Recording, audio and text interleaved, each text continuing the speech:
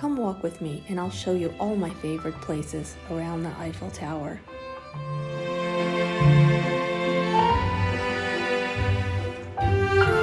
This walk starts in Trocadéro, a beautiful open space situated on the opposite side of the Seine from the Eiffel Tower. It is a square on the map between two curved buildings and a green space with shooting fountains in the front. It has picturesque descending stairs on both sides, great for photo taking. Trocadéro is the home to splendid gardens, ornamental ponds, fountains, as well as cultural riches of the buildings surrounding it. The traffic circle in the front of it has a metro station and a few charming cafes. There are street vendors at the square itself, where I like to grab a baguette sandwich and enjoy the park on either side. For a kid's break, you can go to the aquarium or a playground to the right, facing the Eiffel Tower. Café de l'Homme offers lunch or dinner with a splendid view, great for celebrating special occasions and creating memories.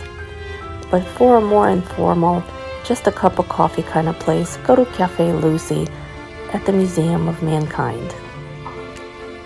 If you really want to stay by the Eiffel Tower area, then Hôtel Pullman has great views of the Eiffel Tower from your balcony, but also the soccer field right in the front. For first-timers, it's usually a must-do. From Trocadéro and its gardens, cross Pont Lena, the bridge, and visit the Eiffel Tower, best visited in its two restaurants with reservations or the champagne bar all the way at the top. Continue our walk behind the Eiffel Tower to a beautiful green space perfect for a romantic picnic with a great bottle of wine. From here, just a short 10-minute walk is Rue Cler, a small pedestrian-only street famous for its unique and vibrant atmosphere. It's said that a stroll through it is enough to make you feel like a Parisian.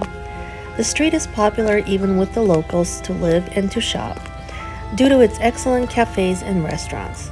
Here you can buy fresh produce as well as any cuisine your heart desires, and of course always great champagne and wine. Continuing to walk another 10 minutes, you will arrive at a grand Baroque complex of museums and a cathedral, constructed during the reign of Louis XIV and is connected to the military history of France. It is called Hôtel des Invalides. It is not a hotel. Hotel meaning here is more of a grand home or a mansion, but here it is with cannons, arms, and firepower. The largest part of the complex is occupied by the Army Museum, another museum focusing on military models, and a museum all about World War II. If you choose to visit, you should not miss the cathedral, which is also located inside the complex. A significant part of the complex is still in use as a home for the war veterans, and best known person buried in one of the more elaborate tombs in the middle is Napoleon Bonaparte.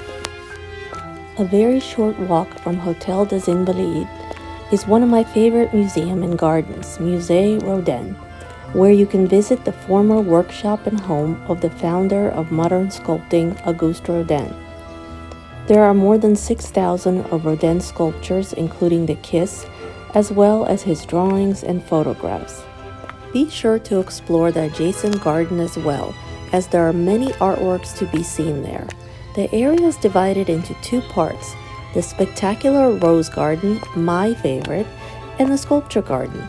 The highlight of this sculpture garden is definitely the Thinker and the famous Gates of Hell.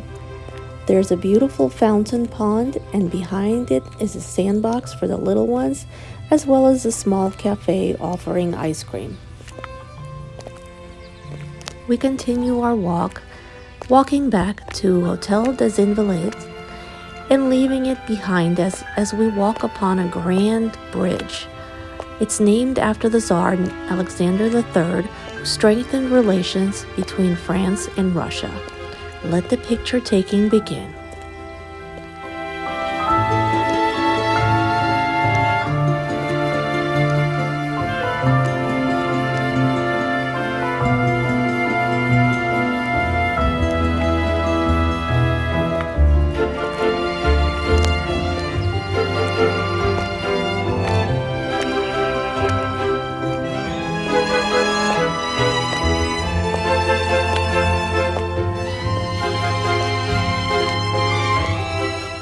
Continuing my walk, crossing the gorgeous Alexander III Bridge, we encounter two palaces on the other side. The palace that is the smaller of the two is called the Petit Palace, and the larger building facing it is the Grand Palace. Petit Palace is a free museum of fine art. There may be a special exhibition in a particular part of the museum which charges admission, but the permanent collection and the garden cafe are free to admire and enter. Please take time to admire its extensive collection, including art pieces by Cézanne, Monet, and Delacroix. Even the building itself is worthy of attention. It was built for the Expo Paris 1900. Be sure to notice many statues and murals that decorate the building and make it a piece of art. You may encounter a bridal couple taking their bridal photos at this picturesque museum. Before leaving, we always indulge in a cup of tea with macaroons or a slice of cake at the curved garden cafe with its grand columns, mural ceilings, and palms decorating the gold dome arch bebop.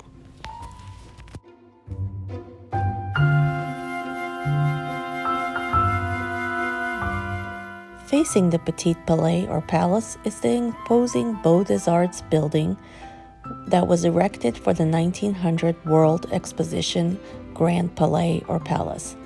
Nowadays, it houses many interesting exhibitions beneath its huge Art Nouveau glass roof, which makes it look a bit like a giant greenhouse. A complex comprised of several galleries, exhibition rooms, and also hosts a science museum. At night, the whole complex is beautifully illuminated. A wide variety of cultural events take place here, such as the Chanel fashion shows or various concerts, sometimes even sports like fencing during the 2024 Olympics or horse shows. If you do visit, be sure to check the official website to get some information on what sort of events you may encounter. In the colder months, the palace turns into an enchanting ice rink underneath its glass dome and the stars. There's always something exciting happening inside. Palais opens its restaurant in the summer months on a terrace, but reservations are a must for this oasis. A 5-minute walk from Grand Palais is Galerie Dior, an extravagant celebration of the legendary fashion house's past, present, and the future. If you love fashion, this is a must. But even if you do not partake in passion for fashion, you will still be in awe of this experience. My husband, whose passions are sports, not style, frequently reminisces about the tiny dresses on display and inquires if we're returning to see them again on every upcoming trip. Young adults, including my daughter, are equally quite taken by the couture's refuge of the marvelous, as described by Monsieur Dior. La Galerie Dior is comprised over 13 rooms and 3 floors and tells the story of the iconic house's many eras through archival pieces and visual effects. The collection features archival garments, objects, artwork, and documents.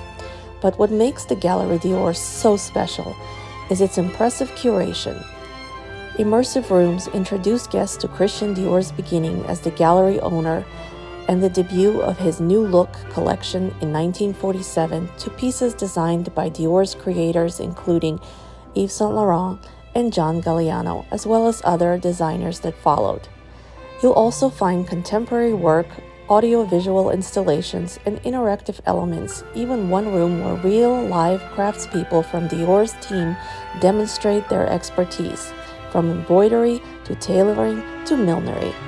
There's a small cafe to enjoy with a window overlooking the treasures of the museum.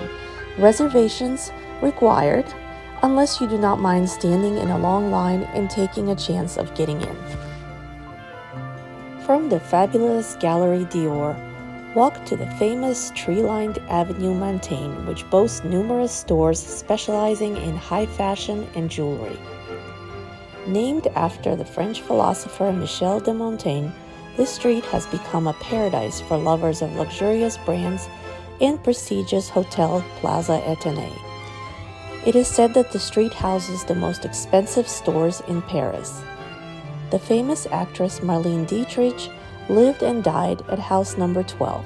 Favorite pastime here is window shopping, or as the French prefer to say, liche de vitrines, licking the windows. Strolling from one famous avenue to another, you can easily reach Champs-Élysées, the most popular and famous street in Paris, full of cafes, shopping, and at the end, Arc de Triomphe. People watching while enjoying a hot chocolate or a glass of champagne is the ultimate pastime at one of my favorite places on Champs-Élysées, L'Autorey, known for their sumptuous macaroons and great interior.